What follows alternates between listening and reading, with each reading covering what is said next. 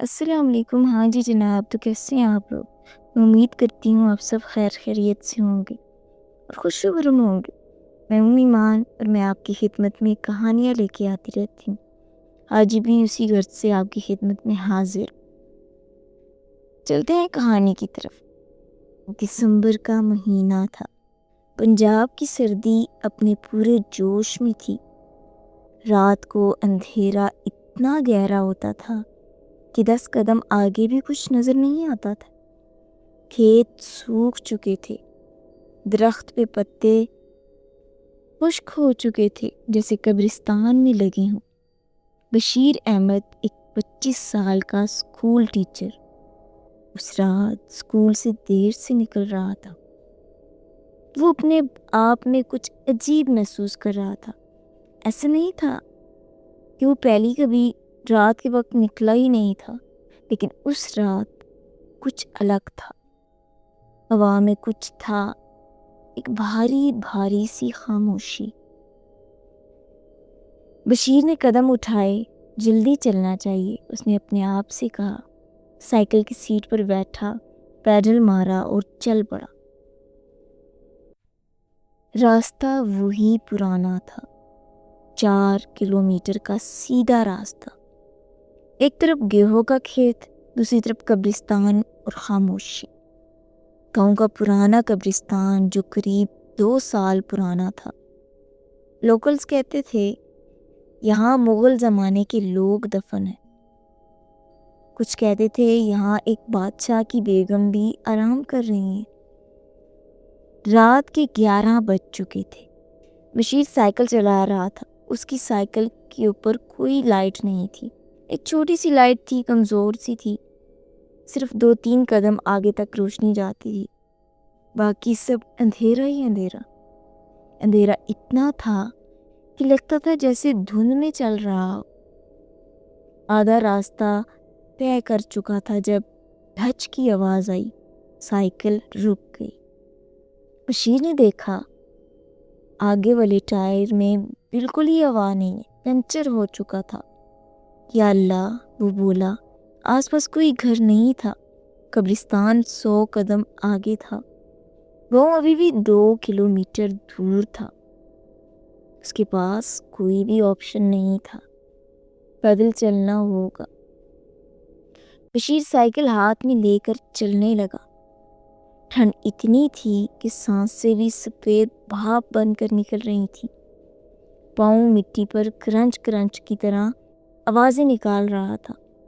कहीं दूर कोई बिल्लियों के रोने की आवाज़ें आईं और फिर खामोशी हो गई। कब्रिस्तान की पुरानी ईंटों की दीवार आई, जगह जगह से टूटी हुई। बशीर ने नज़र नीचे कर ली। एक आदत थी उसकी, कब्रिस्तान के पास से गुजरते वक्त सीधा आगे देखता था, कभी नज़र नहीं मारता था। लेकिन उस रात कुछ तो था। एक सफ़ेद चीज़ दीवार के साथ कोने में। बशीर के पैर रुक गए। उसने आंखें मूंद लीं और फिर दोबारा देखा। हाँ, वाकई में वहाँ कोई था। एक औरत, पूरी सफ़ेद, दीवार के एक कोने में खड़ी थी, पीठ की तरफ, सर झुका हुआ, बाल खुले हुए। शायद कोई मुसीबत में है, बशीर ने सोचा। शायद कोई बीमार है, शायद किसी को कोई मर गया होगा। वो करीब गया। बाजी, आप ठीक हैं? खामोशी। बाजी, कोई तकलीफ है? मुझे आप बताएं। फिर भी खामोशी। बशीर और करीब गया। अब सिर्फ 5 कदम की दूरी थी। फिर उसने देखा, औरत के पाँव जमीन पर नहीं थे, वो हवा में थी। जमीन से 6 इंच ऊपर। कपड़े हवा में झूल रहे थे, लेकिन हवा नहीं चल रही थी। बशीर का दिल एक पल के लिए रुक गया। उसका खून ठंडा हो गया। साइकिल हाथ से छूट गई और धड़म करके मिट्टी पर गिर गई। पीछे हटा, 1 कदम, फिर दूसरा कदम। لیکن پیر نہیں اٹھ رہے تھے، جیسے زمین نے پکڑ لیے ہوں، جیسے کوئی اندیکھی زنجیر تھی۔ بشیر نے منہ کھولا، آواز نہیں نکلی۔ عورت دھیرے دھیرے گھومنے لگی۔ بشیر کی سانسیں بند ہو گئی، وہ پوری گھوم گئی، اب سیدھا بشیر کی طرف تھی۔ اور بشیر نے دیکھا، چہرہ نہیں تھا وہاں، چہرہ ہونا چاہیے تھا، آنکھیں، ناک، ہونٹ، لیکن صرف خالی سیاہی تھی، جیسے چہرے کی جگہ رات کا اندھیرا بھر دیا گیا ہو۔ دھواں نہیں، اندھیرا بھی نہیں، کچھ اور۔ اسے الفاظ نہیں مل رہے تھے، کوئی لفظ نہیں تھا اس کے لیے، اور اس خالی جگہ سے کچھ نکل رہا تھا۔ آواز نہیں محسوس ہونا، ایک بھاری گھٹنی والی زندہ خاموشی۔ بشیر کے پورے جسم میں کپ کپی دوڑ گئی۔ وہ بھاگنا چاہتا تھا، چلانا چاہتا تھا، لیکن پیر پتھر بن چکے تھے، اور وہ چیز قریب آ رہی تھی، دھیرے، بہت دھیرے، لیکن آ رہی تھی۔ بشیر کے ذہن صرف ایک چیز پر آیا، وہ ہے آیت الکرسی۔ ہونٹ کانپ رہے تھے، اللہ لا الہ الا ہو۔ آواز نہیں نکل رہی تھی، صرف ہونٹوں کی حرکت تھی۔ عورت رک گئی، سفید دوپٹہ ہلنے لگا، جسے تیز ہوا آ گئی ہو، لیکن ہوا نہیں تھی۔ وہ ایک قدم پیچھے ہٹی۔ بشیر کی آواز اب نکل رہی تھی، کانپتی ہوئی، ٹوٹی ہوئی، لیکن نکل رہی تھی۔ اس کا حوصلہ بڑھ رہا تھا۔ عورت اور پیچھے ہٹی، پھر اور، پھر اور۔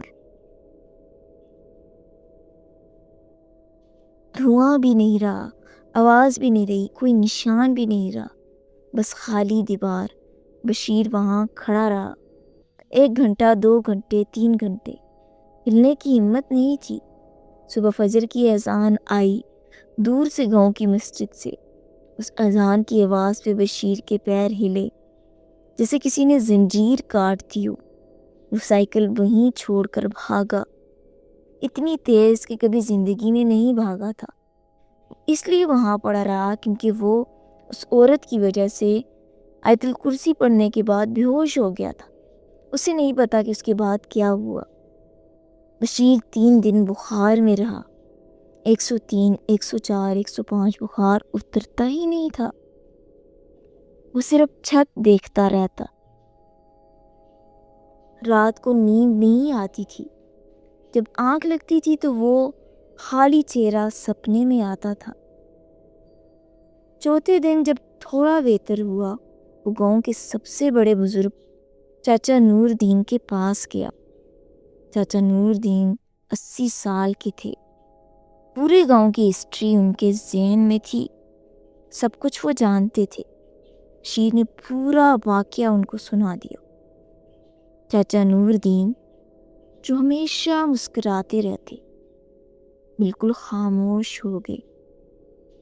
لمبی خاموشی کے بعد بولے، کون سا کونا تھا؟ بشیر نے بتایا۔ چاچا کی آنکھیں بھاری آ گئیں۔ 3 سال پہلے چاچا نے کہا، اس گاؤں میں ایک عورت تھی جس کا نام تھا زینب، جوان، نیک، 2 بچوں کی ماں۔ ایک دن اچانک بے ہوش ہو گئی۔ ڈاکٹر نے کہا کوما ہے، شاید یہ نہ اٹھے۔ اگلے دن وہ اس دنیا سے رخصت ہو گئی۔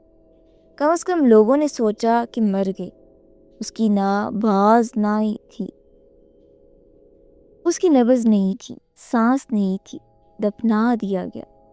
بشیر نے کچھ محسوس کیا، ایک بھاری سی کراہٹ پیٹ میں۔ پھر 3 دن بعد ایک رات ہم نے قبرستان سے آوازیں سنی، رونا، چلانا، ہاتھ مارنے کی آواز۔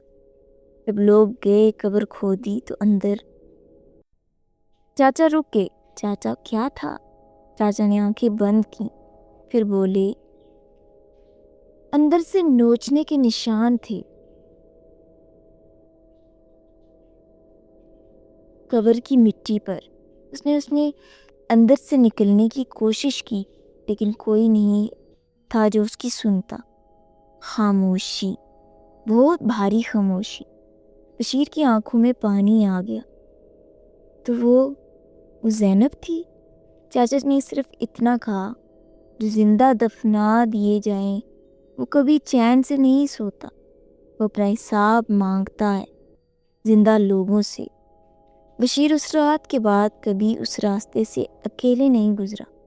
اسکول ٹرانسفر کروا لیا، زندگی آگے بڑھتی رہی، شادی، بچے، ریٹائرمنٹ۔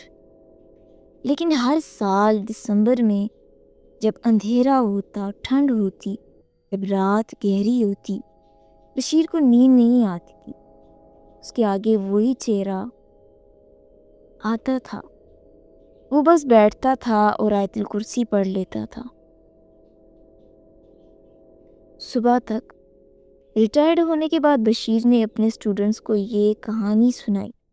ایک اسٹوڈنٹ جرنلسٹ نے لکھا، لوکل اردو اخبار میں 1999 میں۔ سٹوری وائرل نہیں ہوئی، انٹرنیٹ کا زمانہ نہیں تھا، لیکن گاؤں میں آج بھی لوگ اس قبرستان کے اس کونے کے پاس نہیں جاتے۔